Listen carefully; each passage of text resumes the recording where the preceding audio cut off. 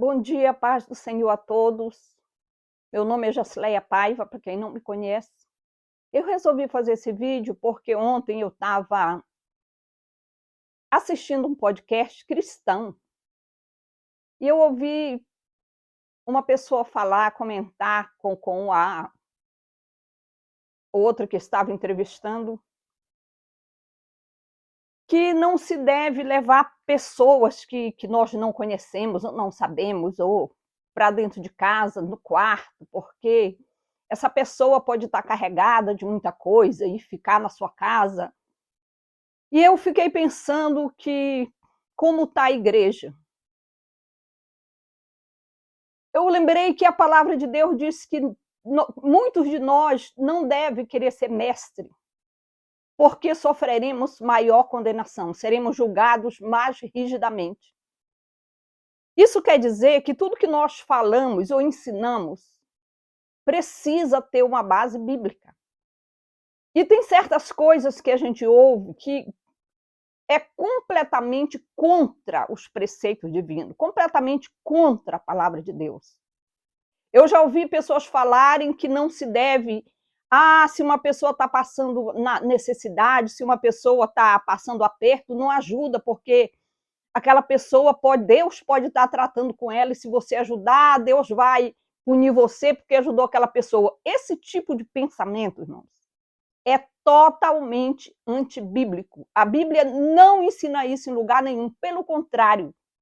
A Bíblia diz que nós devemos dar o nosso pão ao faminto, que nós devemos recolher em casa os desterrados. Inclusive, Isaías diz, não é este o jejum que eu escolhi?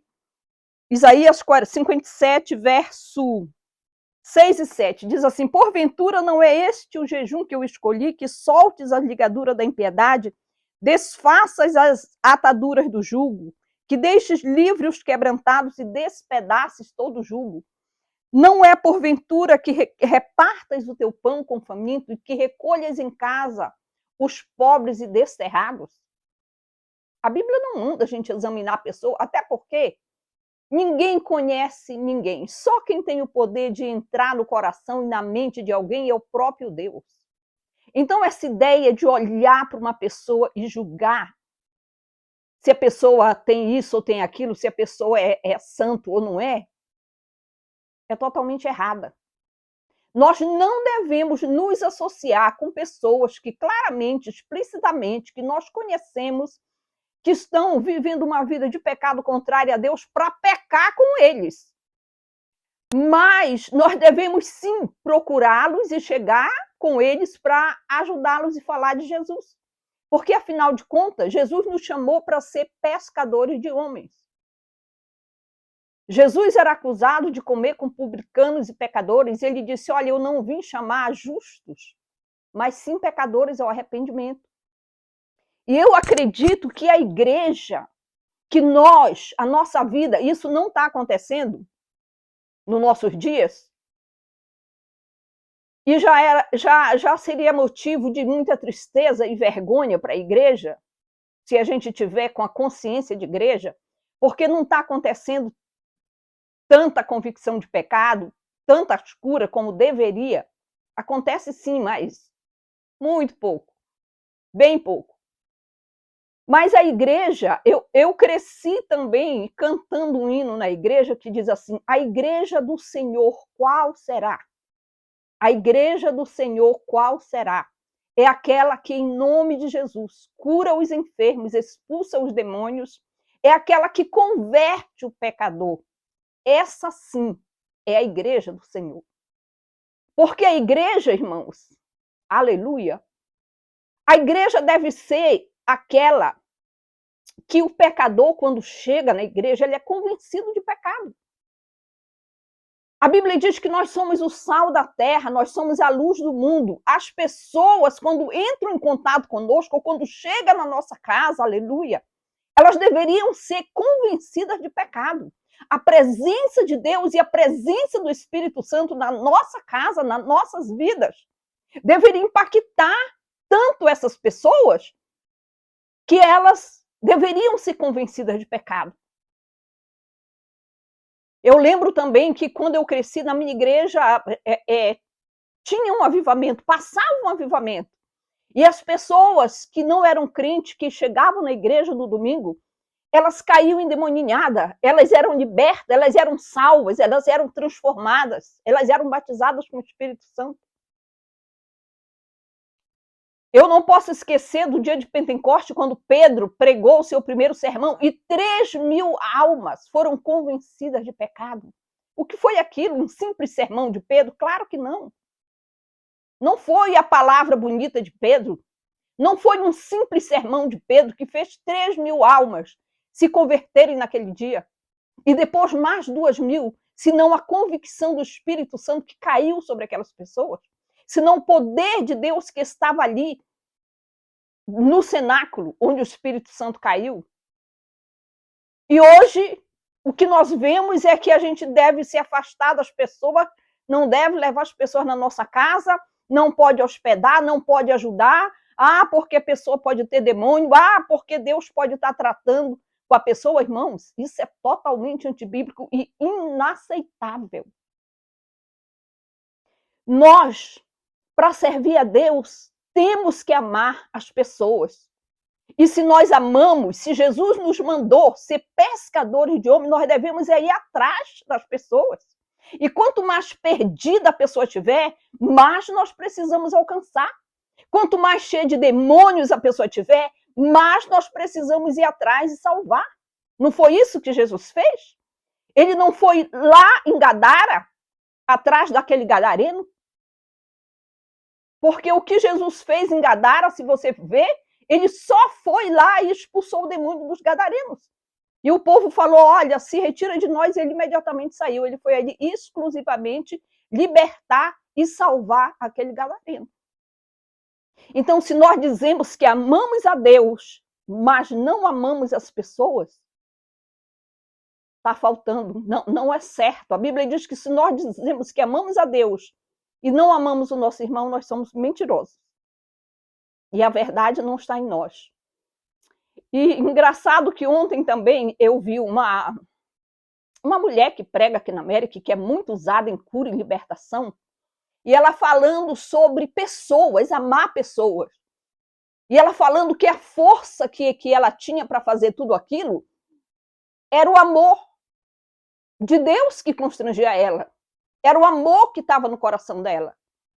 E ela disse que amar pessoas, amar Deus e amar pessoas. E eu concordo 100%, eu tenho esse pensamento também.